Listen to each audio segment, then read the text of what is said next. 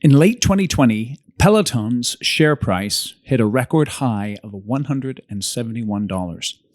As I record this in February 2022, the price has plunged 78% to just over $37. As you may know, Peloton provides interactive fitness products. They've got the bike with the screen on it and the instructors, and you ride the bike and you get in shape and all that kind of good stuff. John Foley, the CEO and co-founder, recently got demoted up to executive chairman, and a new CEO, Barry McCarthy, has taken his place. And you might think, why did this plunge in Peloton's revenue occur? They were one of the darlings of the COVID era, right? Everyone was staying at the house, so you buy a Peloton bike so that you can hang your clothes on the bike later on, right? The bottom line was this: spending was outpacing revenue. And so they are slashing costs across the business. And part of that will come from an elimination of 20% of its corporate workforce. That's 2,800 jobs. Barry McCarthy, the incoming CEO, is a veteran of tech companies like Netflix and Spotify. And he's stepping into that CEO role at a time of crisis. Earlier this week, he sent out an internal memo to the entire organization, introducing himself, introducing his philosophy of business and his outlook. And through the power of the internet, I got hold of that memo. In this episode of Construction Genius, I'm going to read the memo and comment on it. And the purpose is to help us to see how an incoming CEO responds to a crisis. And as I'm reading the memo, I'm going to stop along the way and make comments. And I think you'll find that this is very useful for you as the CEO or the owner of your construction company, regardless of whether you're incoming or well-established, and even regardless of whether or not you are in a place of extreme crisis or things are going fairly well. So let's dive into the memo and let's go through the process. This is Eric Anderton, and you're listening to Construction Genius, a leadership masterclass. Thomas Edison said that genius is 1% inspiration and 99% perspiration. If you're a construction leader, you know all about the perspiration, and this show is all about the 1% inspiration that you can add to your hard work to help you to improve your leadership.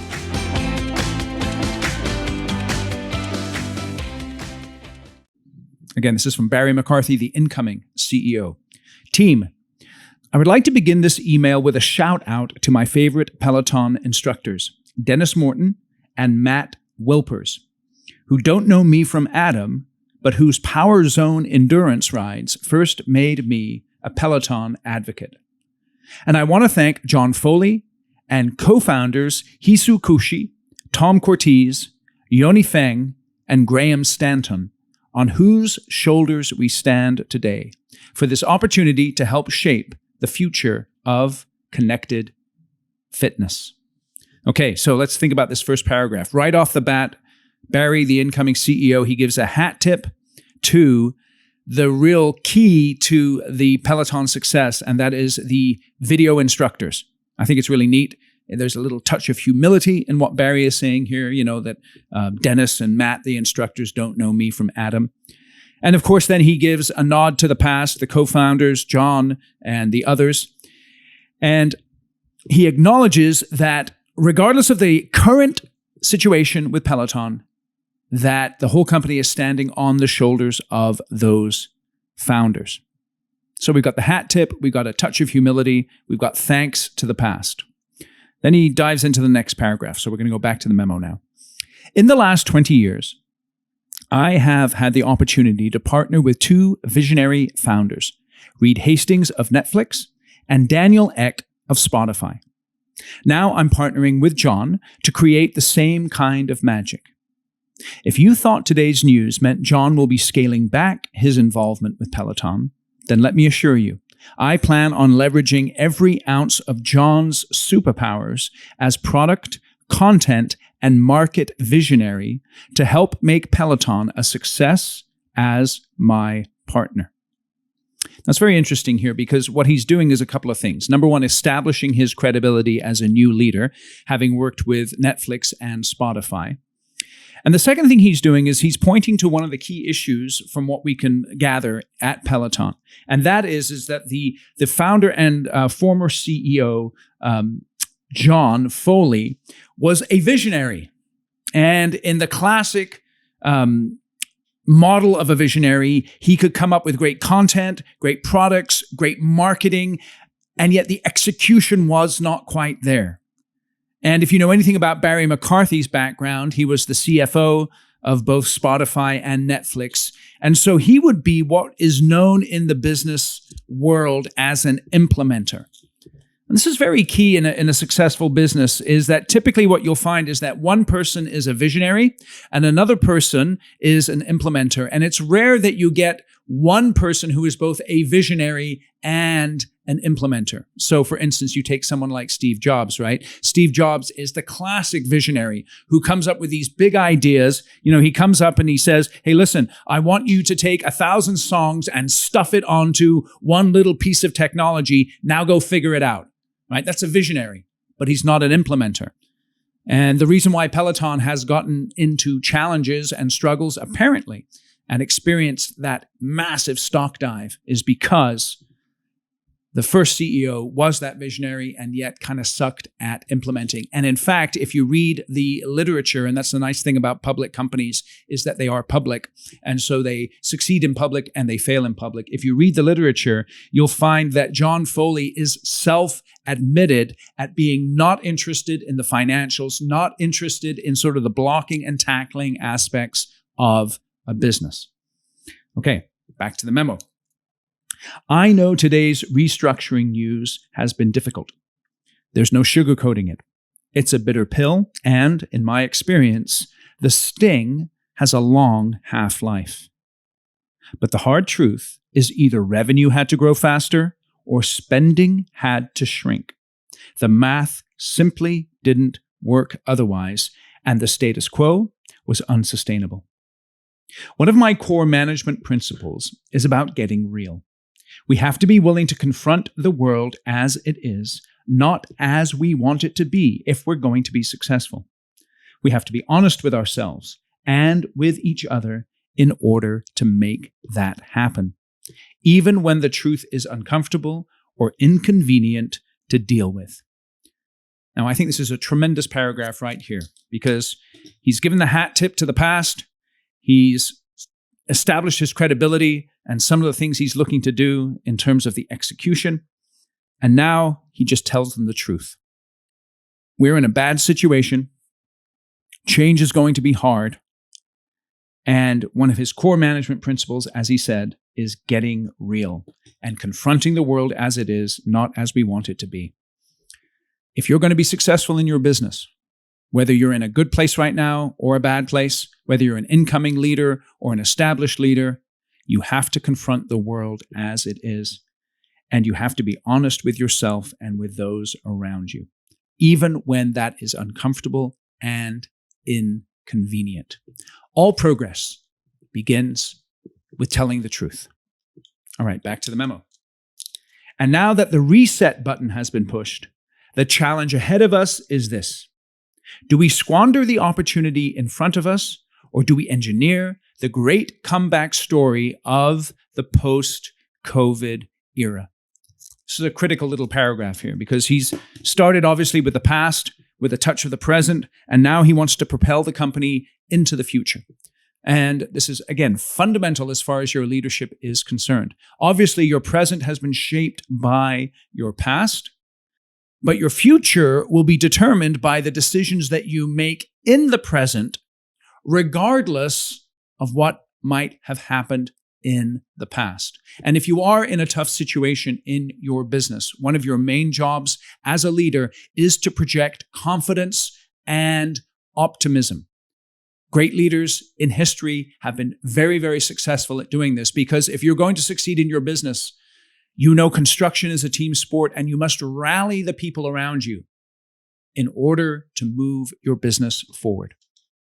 Okay, back to the memo. I'm here for the comeback story. And here's why I think we can pull it off. the love of our members, and tons of it. Over the past 12 months in the US, our net promoter scores have hit 88 and 89 for the bike and tread, respectively, which is ridiculously great. And our subscriber churn numbers are the best I've ever seen, which means our customer lifetime value is truly exceptional. Okay, so he's going into some specifics about the business here. And that net promoter score is a score that people get from their customers that indicate the likelihood that they would recommend the company to somebody else. And 88 and 89 out of 100 are apparently really good scores. Okay, so he's really making the point here that the company is in control of some solid fundamentals. They have some solid fundamentals. In other words, they have a great product and they have subscribers to the product and to the services that have a low churn rate. And churn rate is one of those metrics that they have in technology companies that indicate how quickly people are leaving your company after having subscribed. So the basic bottom line is that he points to some of the strengths of the business. And that's really, really important as far as projecting the company forward. And so that's why it's so important for you as a leader, when you are sharing what's going on with your employees in the organization, that you're able to share some fundamental metrics that do indicate the strengths that the organization has, even if you are struggling in other areas. Okay, let's go back to the memo. Finding product market fit is incredibly hard to do. It's extremely rare. And I believe we have it. Remember those shoulders I said we were standing on? The challenge for us now is to figure out the rest of the business model so that we can win in the market and on Wall Street. Take care of the business, and the stock price will take care of itself. Don't do that, and you're roadkill.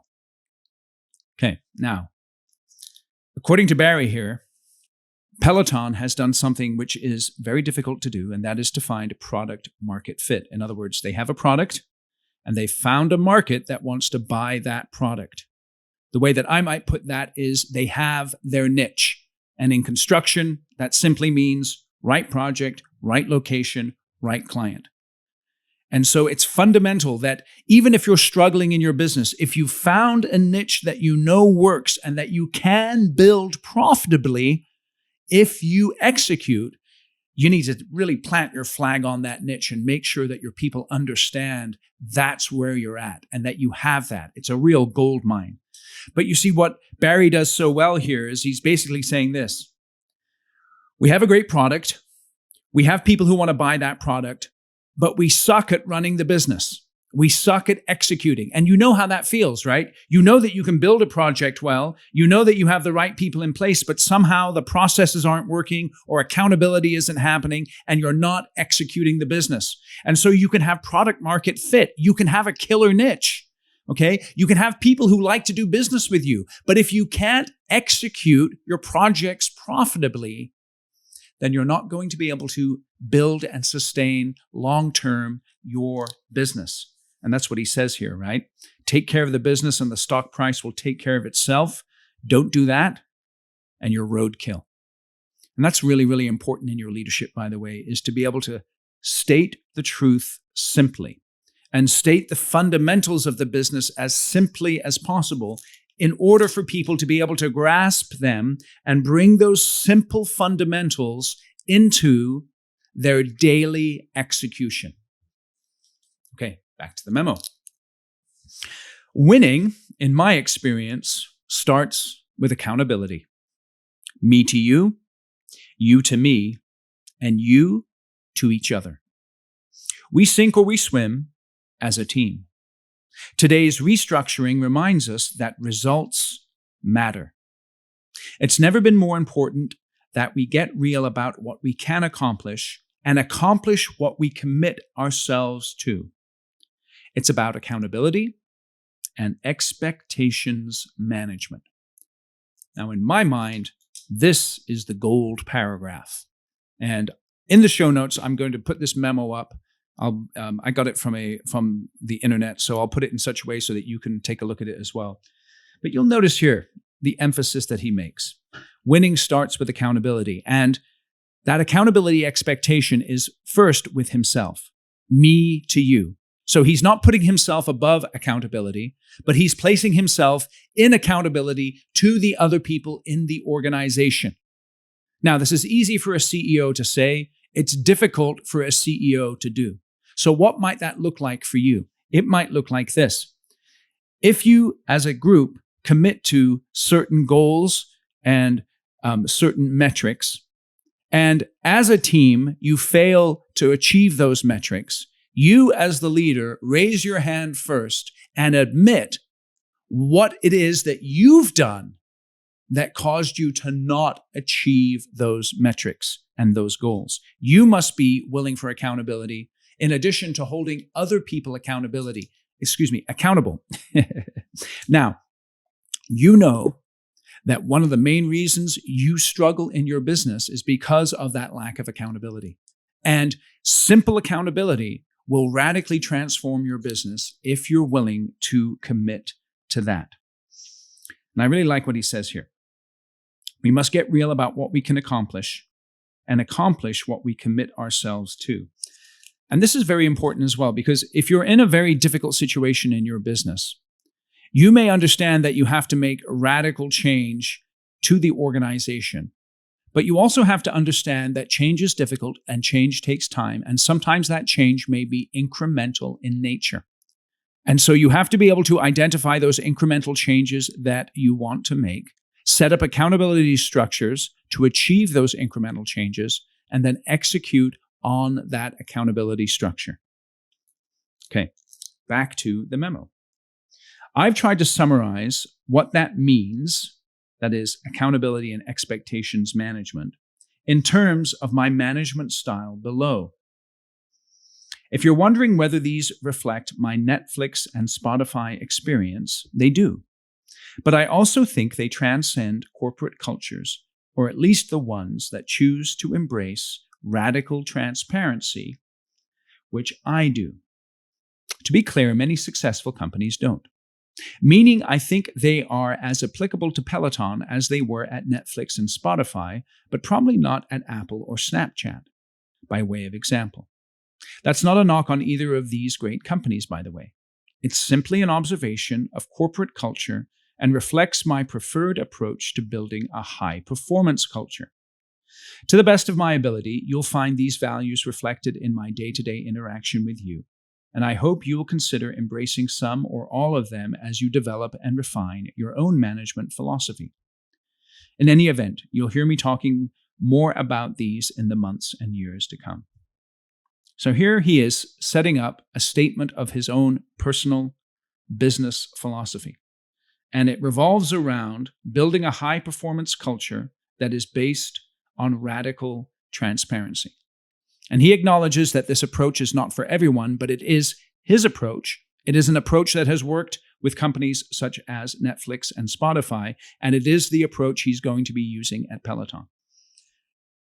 It's very important for you as a CEO to understand what your personal management and leadership philosophy is, and that you are clear on what that is, because what that will help you to do is attract the right types of people to your organization and repel the wrong ones. And it will also help you as a leader to be accountable yourself for your management style as you publicly share that management style with others. So then he goes on and he lists some of his values. There's 10 of them here, and so I'm going to read them.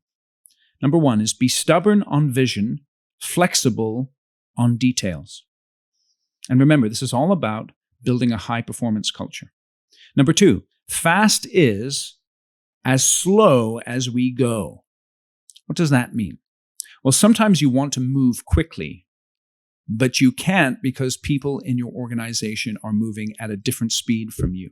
It's like when you go hiking, right? You might go hiking with your kids, and your goal is to get to the top of the mountain, let's say, in 2 hours. But if your 7-year-old's coming along with you, you ain't getting there in less than 3. So it's very interesting that you look at your culture and you look at your organization and you understand the speed of the organization and understand that you have to adapt to the slowest member of your organization. That may mean, by the way, that you have to move people out of your company because they can't move at the speed that you want to move at. Okay, so back here. Number 3, intuition drives testing. Data drives decision-making. I really like this one right here. So, as you look at your business and you have a gut feel about what's going right and what's going wrong, well, what you have to do to confirm that gut feel is to test it. And you test it by making tweaks and adjustments, let's say, in your processes regarding how you build or how you bid projects. But then as the data comes in, that's what you use in order to make final decisions about how you're going to run your business. You're not just running your business on gut alone. You're using your gut to test, but you're using your data to decide. That's how high-performance cultures are built. Okay. Number 4 is pretty self-explanatory. Your comfort zone is your own worst enemy. So, in other words, you've got to get comfortable being uncomfortable. Number 5, I like this one. Talent density is foundational. What does that mean? It means this. If you're going to be high performing, you have to bring into your company talented people.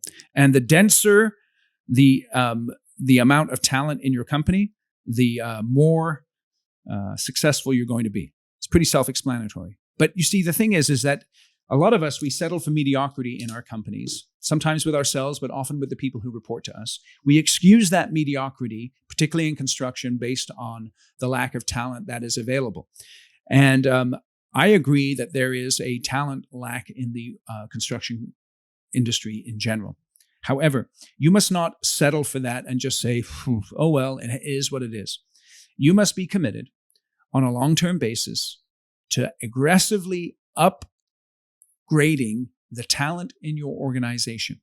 And so you never settle. You never settle with where your talent level is right now, but you're always looking to upgrade that talent either by developing the people you already have or by sourcing people from the outside that can add to that talent density. Number 6, stress context, not control, freedom, and responsibility. Now, I'm not quite sure what this one means, but let me give you my interpretation of it. As a leader, you have to be able to paint a clear picture of the problem. That is the context. But then you have to trust your talented people with the control, freedom, and responsibility to solve that problem. And this is what great leaders do. They know what the problem is. They're able to frame the problem clearly, but they require the people who report to them to solve the problem. They're not stuck in the weeds solving the problems. They want their people to come to them with their ideas for solving the problems and then execute on those ideas. Okay. Number 7, understand in order to be understood. I like that very much. What does that mean for you as a leader? I would encourage you to do this. Do your best to listen more than you speak, especially in meetings with your executive team. And in order to listen more than you speak, you must get good at doing 2 things. The first one is asking great questions. And then the second one is controlling yourself and not jumping in with your opinions until your people have been able to fully share their opinions and perspectives. Number 8, get real. We've been talking about that all throughout the episode today. Number 9, think from first principles. Let me give you an example in construction. First principle that I've learned over the years working with my clients is this: bid right, plan right, build right. Right? Those are first principles. I want to bid accurately. I want to plan as completely as possible, and I want to build safely and productively. Those are first principles, and you want to think from those first principles all the time. And then finally, number 10, put first things first. And this is a key skill for every leader, but particularly for the leaders of the organization, is to be able to identify the priorities that are most important and then task your people with executing on those priorities. Okay, this is pretty awesome, right? We're right near the end here. In the months ahead, we're back at the memo now. In the months ahead, you can expect to hear from me about our strategy and the choices we're planning to make to drive our success. For the avoidance of doubt, we're in the business of driving growth. And that will require us to take risks, to be willing to fail quickly, to learn quickly, to adapt and evolve quickly, rinse and repeat. I promise the journey won't be dull. I look forward to working with you. Barry. So here we are, the last paragraph. He paints a clear picture of the months ahead. You see that he is going to roll out a strategy for folks, the choices that we're going to be making, and he is very clear on this. Risks are going to be taken. Failures are going to happen. Learning is going to be quick. Adapting and evolving is going to be happening as well. And that is a continual process. And this is, once again, vital that your people understand this. If you're going to build a high-performance culture, if you're going to come out of the depths of failure, if you are going to build on the successes that you've already achieved, you must be willing to try new ideas, fail quickly, learn lessons, rinse and repeat, go through that cycle of trying, learning, failing, adapting, all those kinds of great things. This is how you build a high-performance culture. Okay, so let me give you some simple takeaways here. Number one, tell the truth about your business. Number two, keep it as simple as you can so people can understand things. So for instance, here at the Peloton memo, grow revenue, cut costs. Nice and simple. Number three, promote accountability. Number four, be open about your values and your expectations. In the show notes, again, I'll put together a little link so that you can take a look at this memo and read through it. I think you'll find it very useful. I'm also going to link to a website that I found that has a number of different memos from companies that are very important, I think, to read to gain some insights into how people are thinking. So I'll put that link in the show notes. My name is Eric Anderton. Hope you enjoyed this episode of Construction Genius. Feel free to share it with other people. And by the way, if you like this type of episode where I'm reading from a memo, a business-related memo of some kind, and then commenting on it, if you like this type of episode, can you let me know? Because then I can do more of these, because I find it fun to be able to read what other people are learning and what they're doing, and then share it with you guys on the podcast. Again, thanks for listening to Construction Genius. I super value your listening, and feel free to share this with other people, and have a terrific day. Today's episode was brought to you by the Construction Conclave. If you as a construction leader would like to develop your skills and get involved in a community of like-minded construction professionals who are focused on building healthy teams, profitable projects, and long-term successful businesses, then the Construction Conclave is for you. It's a private, invitation-only group of construction leaders that are focused on developing their leadership skills. We do training every single month online that looks at how to become a better leader in a very practical, straightforward way. We also have other events that build community and camaraderie so that you can associate with others who are interested in developing their skills as leaders. If you'd like more information and to see if you qualify for participating in the conclave, feel free to reach out to me, eric@ericanderton.com.